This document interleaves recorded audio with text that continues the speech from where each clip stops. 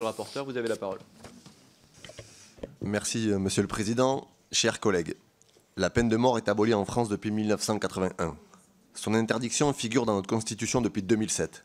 Et pourtant, elle existe encore aujourd'hui. Jean-Paul, Fadjigui, Boubacar, Rayana, Omar, Adam, Ryan, Amin, Zieb, Inès, Ali Hussein, Naël. Ce ne sont pas des personnes condamnées par la justice qui ont perdu la vie, mais des conducteurs ou des passagers de véhicules qui n'auront jamais l'opportunité de défendre leurs droits devant un juge. Ils ont été abattus par la police après un refus d'obtempérer. Certains de ces drames sont hélas inévitables, les forces de l'ordre étant en état de légitime défense dès lors que la voiture fonce sur eux ou sur autrui. Mais la plupart de ces morts tragiques ne se justifient pas au nom de la légitime défense invoquée par les policiers. Elle s'explique par la loi du 28 février 2017, dite loi Cazeneuve. Présentée comme une simple harmonisation des règles applicables à l'usage des armes par les gendarmes et les policiers, cette réforme a créé l'article L435-1 du Code de sécurité intérieure.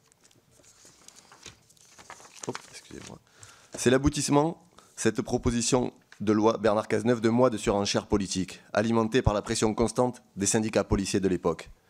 Il faut se rappeler que celle qui a été à l'initiative et à la rédaction du rapport qui a conclu cette loi, c'était la magistrate, Madame Hélène Cazaux-Charles, que nous avons auditionnée et qui a dénoncé pendant ces auditions la prise de distance opérée par le législateur vis-à-vis des conclusions figurant dans son propre rapport. Déjà, à l'époque, de nombreux chercheurs, de nombreux sociologues alertaient sur la dangerosité de cette loi.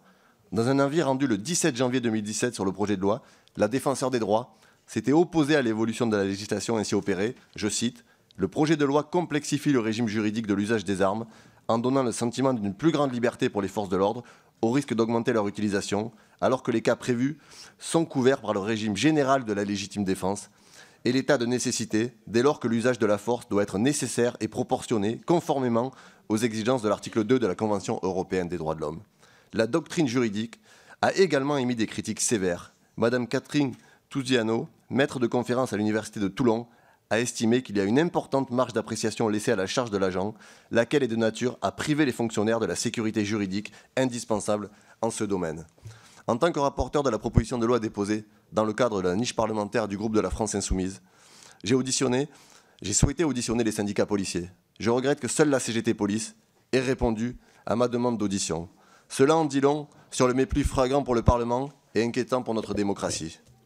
En dépit des garanties d'absolue nécessité et de stricte proportionnalité rappelées par le premier alinéa, l'article L435-1 a considérablement assoupli le recours aux armes à feu, en autorisant les forces de l'ordre à tirer dans des conditions où elles doivent pronostiquer en une fraction de seconde le comportement futur de conducteur commettant un refus d'obtempérer.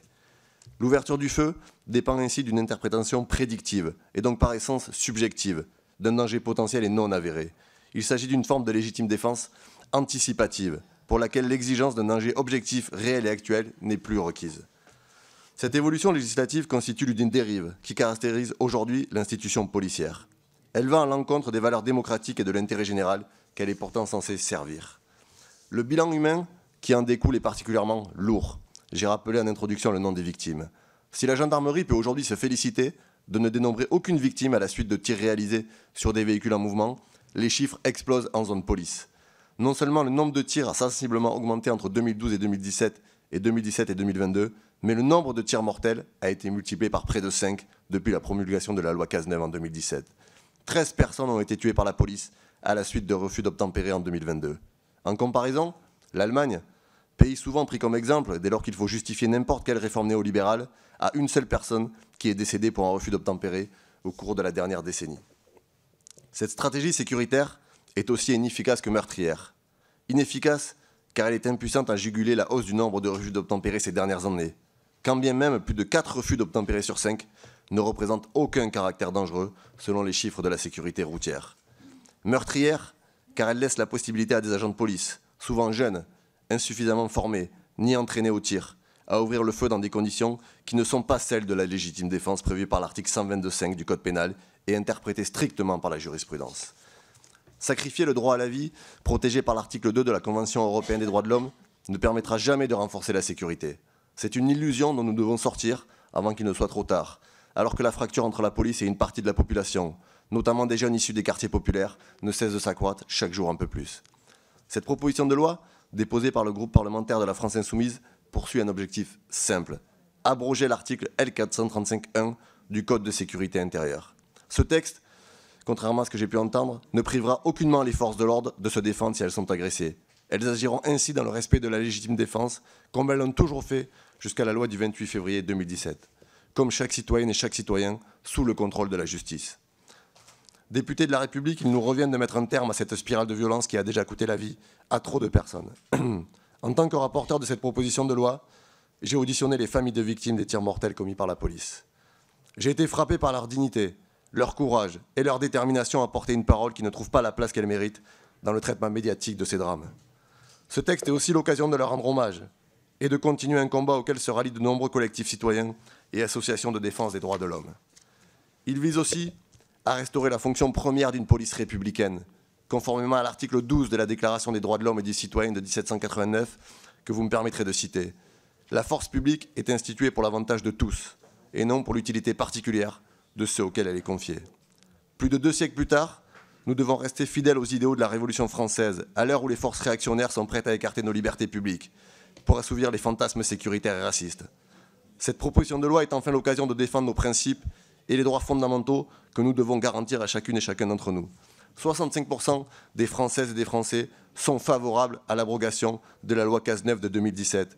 Et je termine en disant, loin des caricatures, il n'est évidemment pas ici, pour nous, l'objectif de désarmer la police. Il n'est pas ici pour nous l'idée de dire que les policiers ne pourront plus exercer leur droit à la légitime défense.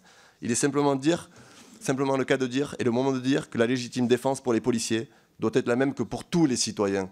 Il n'y a pas de justiciables différents les uns ou les autres. Et au moment où certains groupes politiques veulent étendre la présomption de légitime défense pour donner aux policiers l'occasion de tirer dans toutes circonstances et être protégés par la loi, nous défendons l'idée simple, il y a une légitime défense, les policiers doivent être protégés, mais ils doivent être protégés comme l'ensemble des citoyens, et la légitime défense protège l'ensemble des citoyens de ce pays. Je vous remercie.